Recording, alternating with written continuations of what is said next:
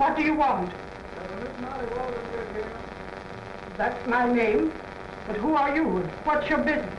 I'm from far away with a message from your son. A message from my son, did you say? What is the matter? Is he sick or in trouble? No, he's well, doing well, and has sent a message to you. Oh, I'm all excited. As soon as I get this door open, you must come in and tell me all about my son.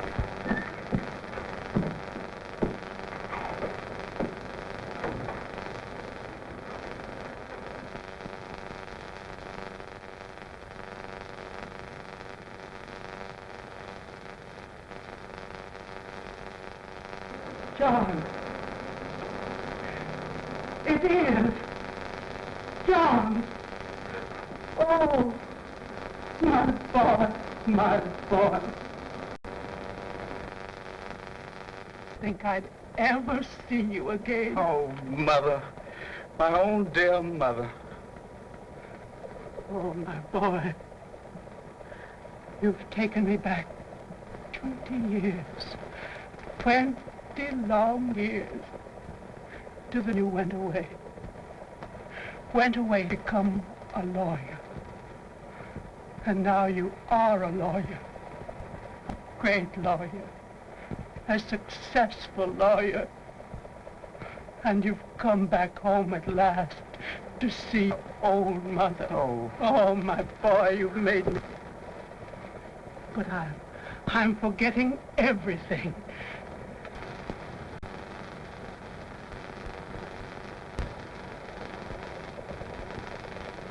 Come into the front room, John. The same front room, but with a little new furniture that you used to play in.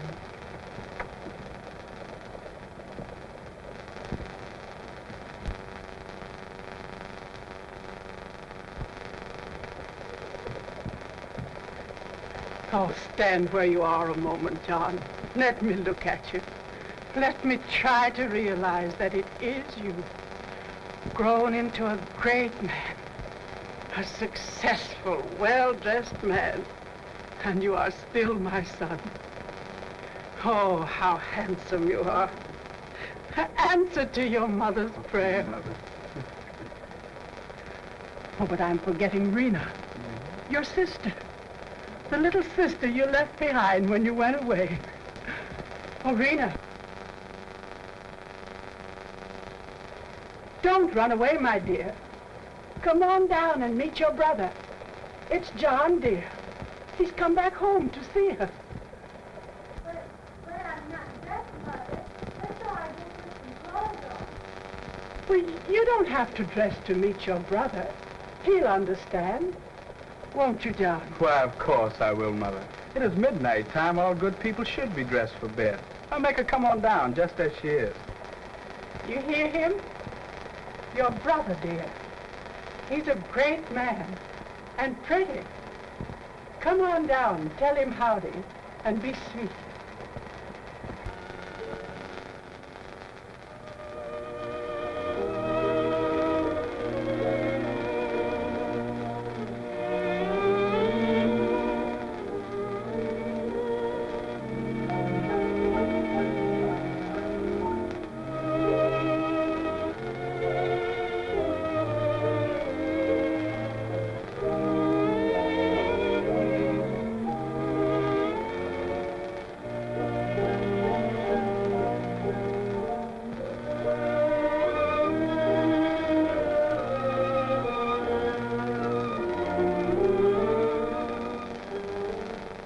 Pretty girl, Rena. Thank you. How old are you now? 22. I was 2 years old when you went away. Ah, but isn't she sweet, Mother? Just as sweet as sugar. And she's a good girl, too, John. She makes your mother very happy. That's wonderful. Not married. Oh, no. Got a boat?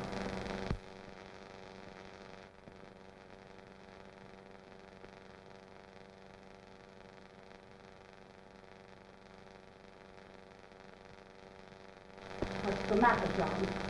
Is there something wrong? No, there's nothing wrong, Mother. I just happened to think of something. Something I must speak of with you. alone. Then you'll excuse me. I'll run upstairs and... See us in the morning. That'll be fine, dear. I just love a night night.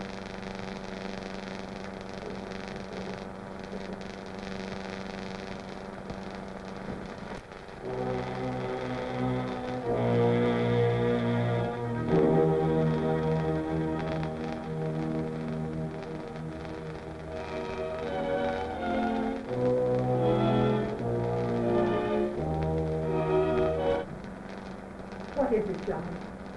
Why did you change so quickly? Have you heard something already?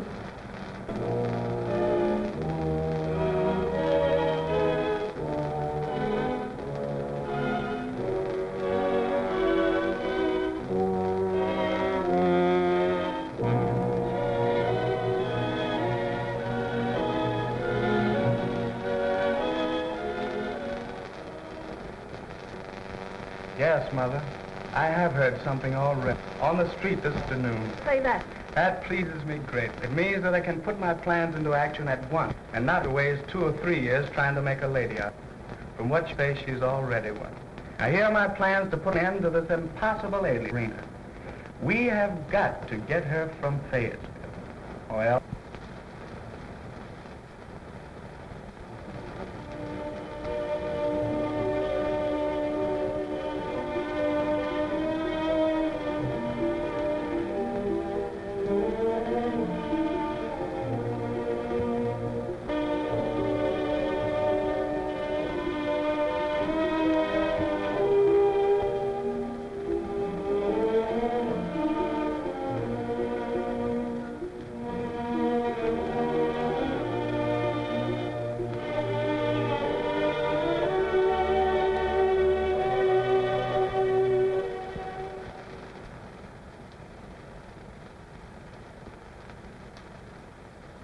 Now, my dear, what is this terrible something you wrote me? I can't imagine what it is.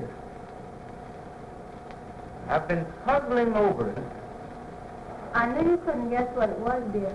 So I didn't go into any details in the note, as it was too much, and nothing but to see you, and try to tell you all about it with precise so. Here I am. I see. First, did you and your father have any discussion regarding me on the street yesterday? Well, yes, we did. But I assure you that... You don't have to assure me anything, Frank, dear. Just let me kiss you. Then you'll understand that I haven't come to test about anything.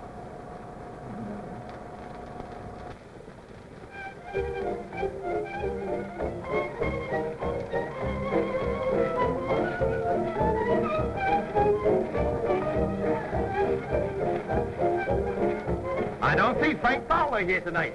I wonder what has happened. Plenty. He's with Rena Walden over at Myrtle Dennis's house. And I've got plenty of gossip to spread. Wait until this dance is over and that woman sings. And I'll entertain my guests with a story. The story of the Walden family.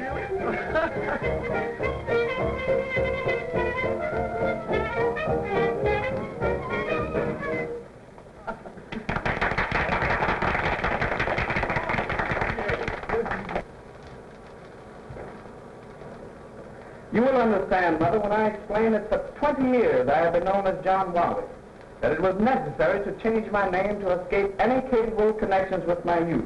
I understand, John. You are a great man, and you know what is best for yourself, for me. And for Rena. Of course.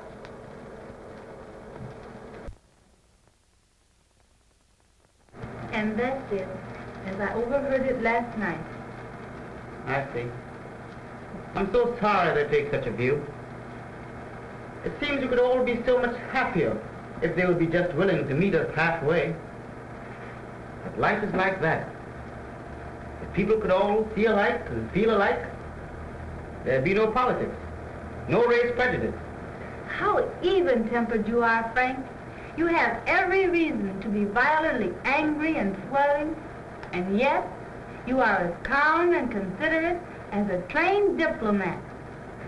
What you've told me calls for calm deliberation and consideration, Rena. I love you. You love me. You've been kind and obedient to your mother all your life. You've never contraried her, contraried me. You've just been good and kind and wonderful to everybody. Now, at the time when you have every reason to look to those you love for happiness as your reward, you're suddenly confronted with a problem you hadn't even dreamed of.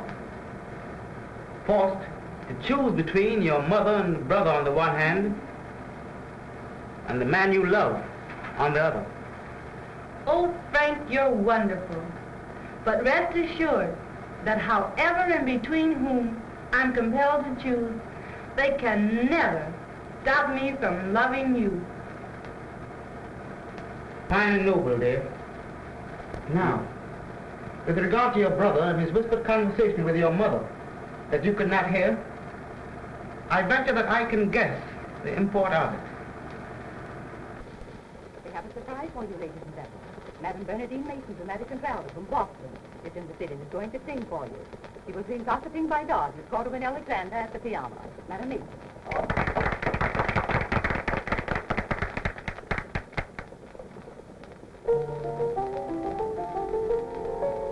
What is the robin singing out in the old apple tree? What are the white cocks whispering to the restless sea?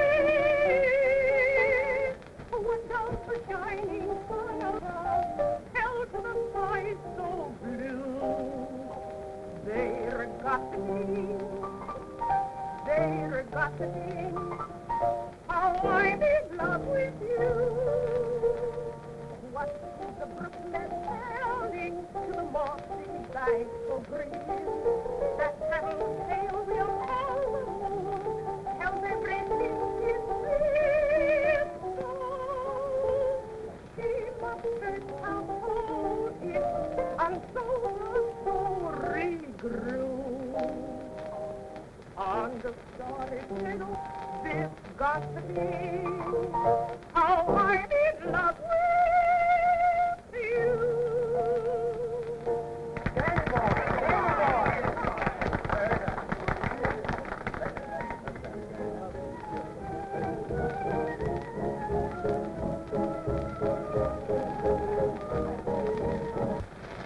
Pray tell me, Miss Rowena, what do you plan to do? I'm going to stay right here in Fayetteville, marry a man called Frank Fowler, do anything he wants me to do, and love him until I die. Fine and noble statement from Miss Rowena. But what about Mother Walden? She isn't ready to consent to any such alliance, and you know it. Of course, I know she isn't going to give her consent. But I'm 22, and I don't really have to have it after all. Is that clear to you?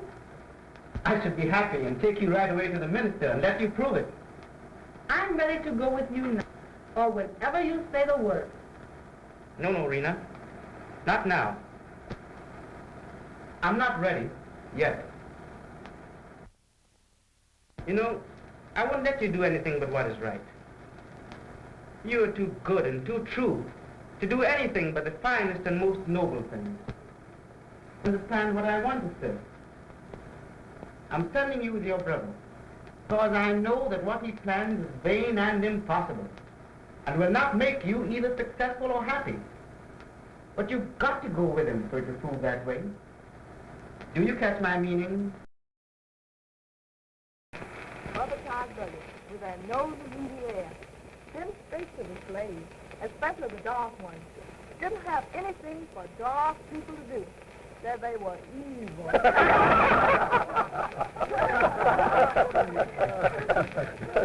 My darling, how could I have misunderstood you? But I don't want to leave you. What will I do if I can't see you? Will you come to see me? No, Rena. I couldn't do that. But don't take me lightly, dear. Plenty to go through it before this thing is over. But, plenty. But what will you be doing while all this is going on? Ah, at last we've come to what I've been trying to explain. I shall be very busy, Rena, my dear. Very busy. Oh, dear, this is so bewildering. Tell me something. Please explain. That I will, Marina. And how? Now, here's what I'll be doing. What's happening? And that's the story. Now, how's that for shallow in this little old dead town? I'll say, great, huh? Interesting. By that she is capable of all the responsibilities of a lady as a into society, and to the man it would please me for her to fall in love with and marry. Now, you see, it's like this. All the fault has been ours. Some of the white people, to encourage us, have been telling us that we have made the most wonderful progress of any race in the world in the years since we have been free. Result? In 3 years, permitted the grass to grow under our feet, and wake up now to find ourselves almost lost in the shuffle and holding the bag on all sides. Times have changed. And it's up to the Negro race now to individualize its efforts, by which I mean that each and every one of us must make a concerted drive towards success along the many individual lines with awful consequences. He has given me some money.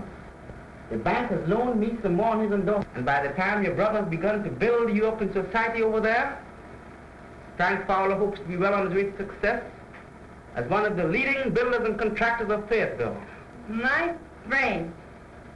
So that's my story, Rena. By the time your brother's conquest for you of the other side has ended, I hope to head a firm that will be laying tile on the dome in the state of North Carolina. A monument to honesty and determined effort. And you'll succeed, dear. I know you will. But I don't see why I can't stay here to help you. I want to be drugged away to temptation. And another thing, I won't be altogether happy to leave you to the temptations of a certain person I know. Now, Rita. Let's forget all about my brother's plans and find a minister and be married tonight. Tempting me again? But think how much happiness we will have had before it's all over. Oh, Frank.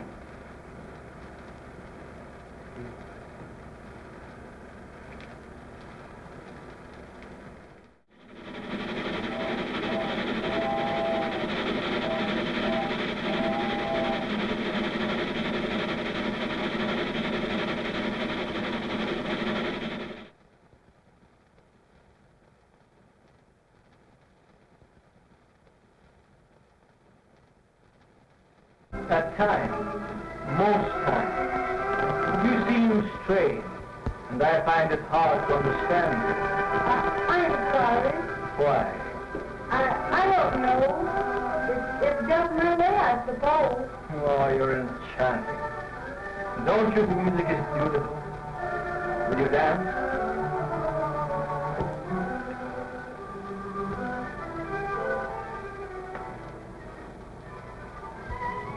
You're the most wonderful girl I've ever met, and I love you. You mustn't talk that way.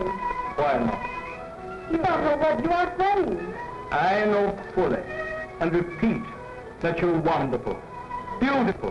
Why not? Because I don't want you to. Oh, you're an angel. The end of my life's dream. I love you.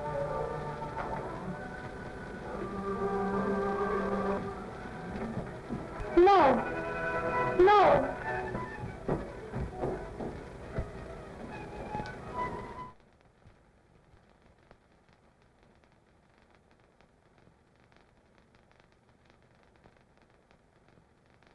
Oh, hello, George. Oh, hello, John. Pardon me if I have intruded, but you seem a bit upset. What's the matter? I really don't know. Rita and I were dancing. It was the first time to hold her in my arms. And I've loved her since the first day I met her. And I've intended telling her so. So just now, as I held her close and we danced, I told her and asked her to become my wife. And she screamed out as one frightened and ran away. I don't quite understand. Oh, my dear fellow. After all your experience with the opposite sex, you stand here and talk like a chump. Why? What do you mean? Just what I say. You not only talk like one, but you act like one. Can't you understand that Rena has never had a beau? That your passion and words all frighten her? What did you expect a modest, obedient, and retiring girl like her to do? I am a chump and a fool. Why, the dear little thing, I'll speak to her myself, and everything will be all right. I know her, you see. An angel from heaven, if there is such a thing. And if you're sure, John, that I'm anxious for Rena to name the happiest day of my life, our wedding day. Now, with regard to that, George, have you considered, for instance, your mother? Are you sure that she would approve of a bride that she knows not all about and has never... Now, let's sit down and talk this thing over. Wait. Girls like her are born, not trained. Her mother must have been a wonderful woman. Tell me all about her. Now, with regard to that, George, I feel that you ought to know that my sister and I are not of an old family, a rich family, or a distinguished family. That she can bring in nothing but herself. We have no relatives or connections to whom we would be proud to introduce you. We are to be brief, new people. But if a man is noble and brave and strong, and if a woman is beautiful and good and true, what else matters? Now, it makes me happy to hear you talk like that, George. Oh, ancestors. Ancestors, indeed, for Rena. I'll tell you a family secret, John, to prove how little I care about ancestors. My maternal great-great-grandfather, 150 years ago, was hanged, drawn and quartered, for stealing cattle across the Scottish border. How's that for pedigree? Oh, behold in me the lineal descent of a Talon. Now that's tell me something that was real. That's good, George. But listen.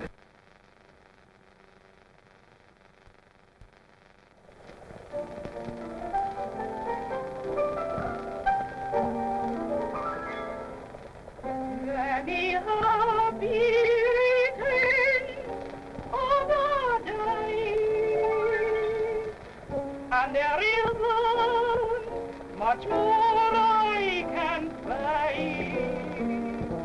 I recall with a tear you've been married a year, but I still wish you love with a heart that's sincere. I won't bring any presents to you. I gave you up, what more could I do? I'll just double pay with a card that will say, many happy returns of the day. Many happy returns of the day. And there isn't much more I can say. I recall with a tear you've been married a year, but I still wish you love with a heart that's sincere. I won't bring any present to you. I gave you up, what else could I do? I'll just send a bouquet with a card that will say, many happy returns of the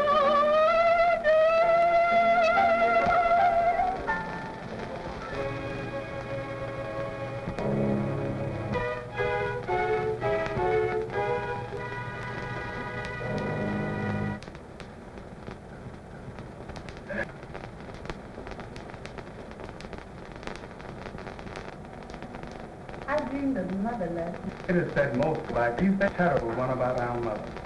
The chances are as well, happy and carefree as she can be. It'd be so much better to If I could go to the telephone, call up and find out. Send her a telephone to her, but Oh, Rena, don't break down like this. I can't help it. I'm miserable, John. Oh, Miserable. Rena, please hush. The servants might hear you. I can't help if they do. I want to see my mom. This is the third time I've experienced this terrible thing. I'm heartbroken. Oh, Mama, Mom, to see you. Rena, will you please hush? You don't realize what you're saying. I'm trying to be strong, John, and for the best. But Mom and I have been inseparable companions all of my life.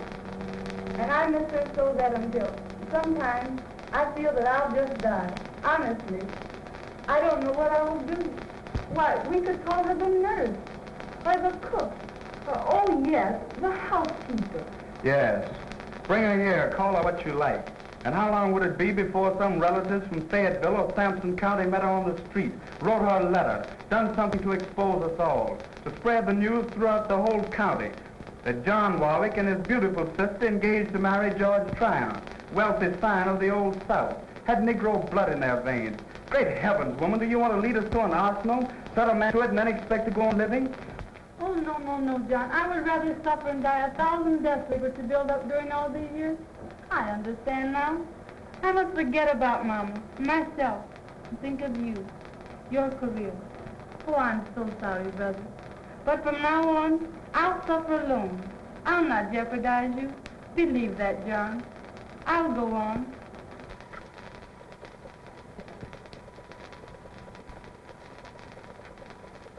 You know, I got a suspicion. Yeah? Yes. Now listen. It is a source of constant worry to me. I've taken an awful risk, but thus far I feel that I have succeeded. That is, as far as my efforts are concerned. I've placed you into society. Every girl in the town envies you. Why, you've landed the greatest catch in the whole... You have everything that the richest girls in South Carolina want and crave. Still, as I have said, way deep down in your heart, you're still passionately in love with a cold black Negro in North Carolina. Me, you'd fly to him this minute. I can't understand it. Then I'll try to explain, John. When Judge Strait sent you away to school as a white boy, you were young and unburdened, and no environment had settled upon you and shaped you for another life as it has me. You grew up and went through school as a white boy, so that by the time you were old enough to go with girls, you had forgotten your childhood days sufficiently to feel at home.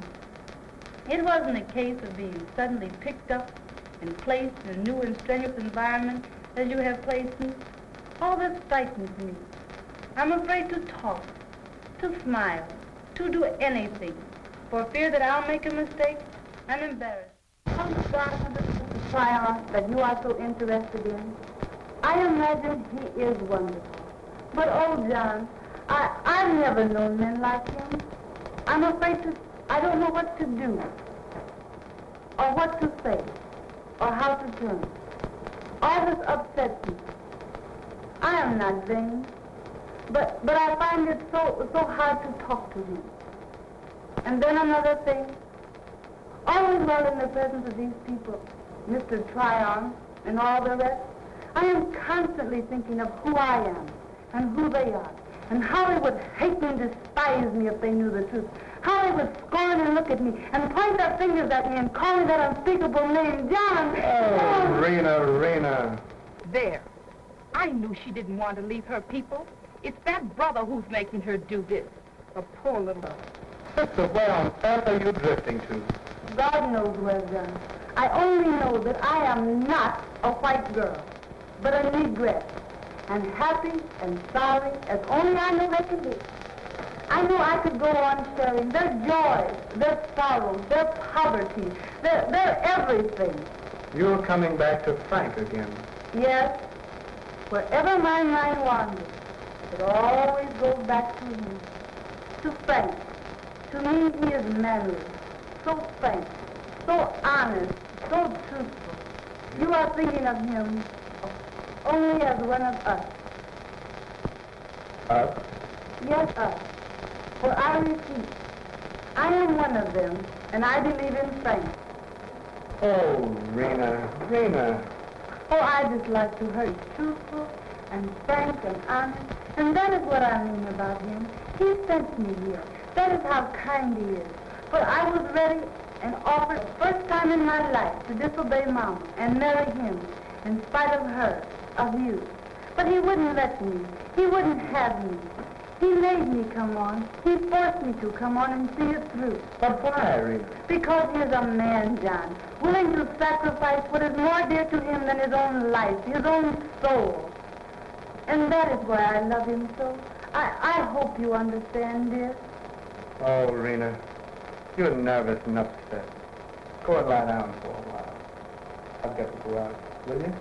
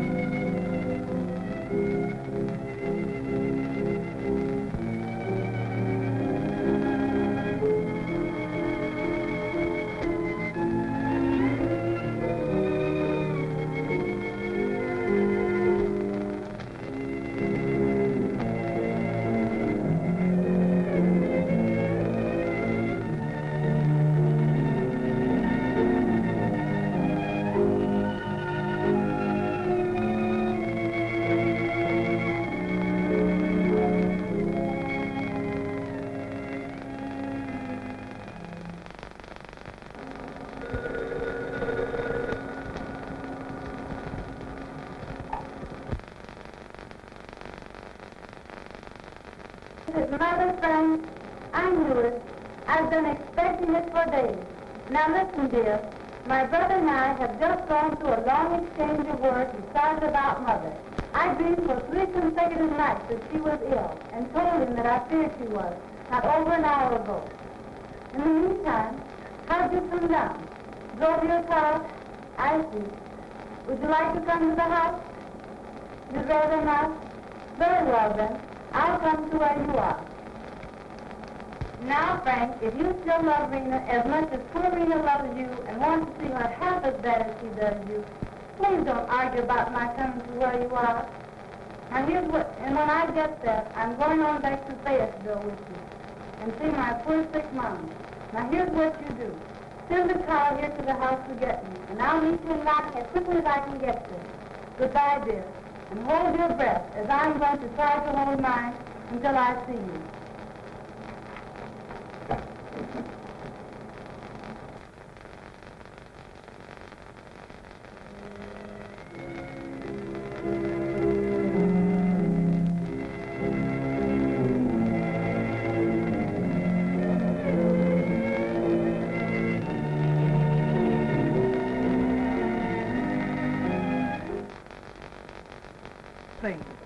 Well, she's gone to meet her sugar daddy now, and I'm betting 2 to 1 that she don't come back.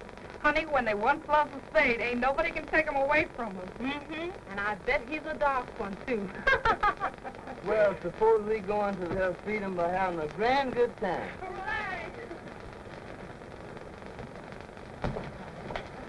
Hey, piano tuner, come over. Let's have some fun. Miss Walden's gone. Hey, kid. Come on, boy. Let's go. And what are you going to sing for us tonight? People stay away from my door. That's good.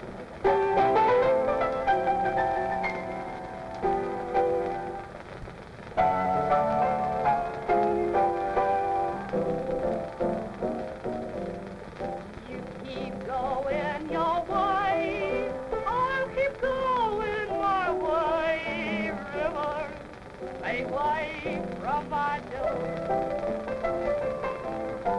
I just got a cabin. You don't need my cabin. River, stay away from my door. Come up any higher. I'm the one to know. Leave my bed and my fire. That's all. I ain't breaking your heart. Don't start breaking my heart. River, stay away from my door. Now you keep going your way.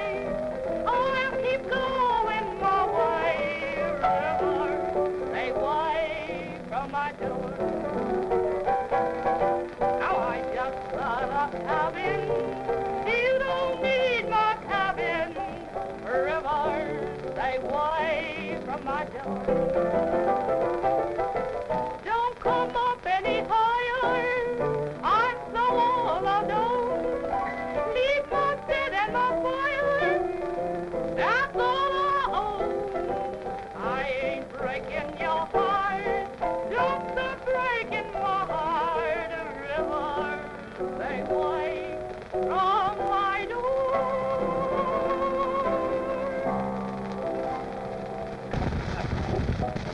My big time. I got to have big time. Please give me that big time. All the rest of my days, I'm first to get low down. Jump up and then go down. Keep going and you slow down. At that big time train. That music makes you sigh, drives you wild. Makes you cry just like a child. Why make you say, look what you've done to me now. I'm wild about my big time. Got to have my big time. Please give me my big time. All the rest of my days.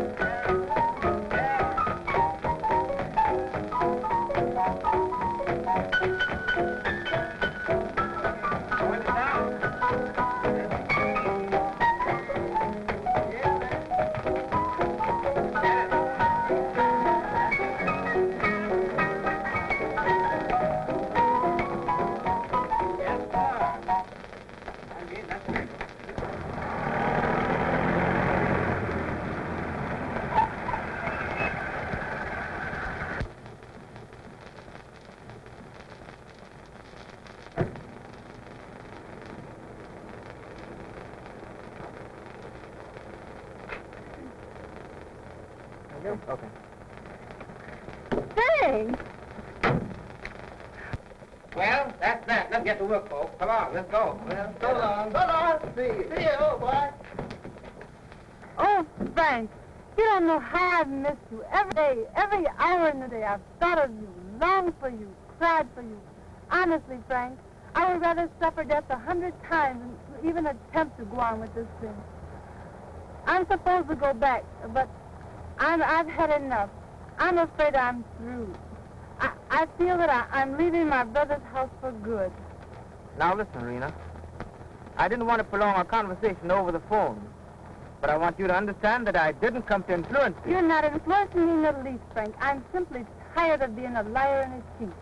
And I want to get away from it for a while, if not for all time. I'm a mama and rest. Oh, Frank, you can't imagine what an ordeal I've been through. I'm sorry. Liar and a cheat, that's all. But your brother, surely he knows best. Yes, my brother. He thinks he knows what is best. That's why I'm here. That's why I tried to stick it out.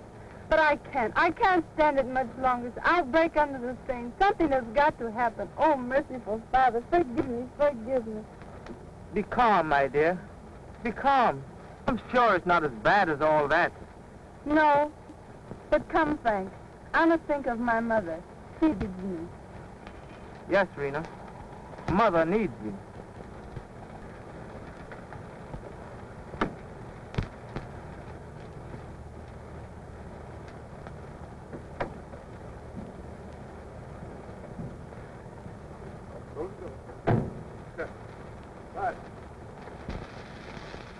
Drive me on to Fayetteville, dear. When we get there, we'll cheer Mom up, then go straight to a minister. Kiss me, Frank.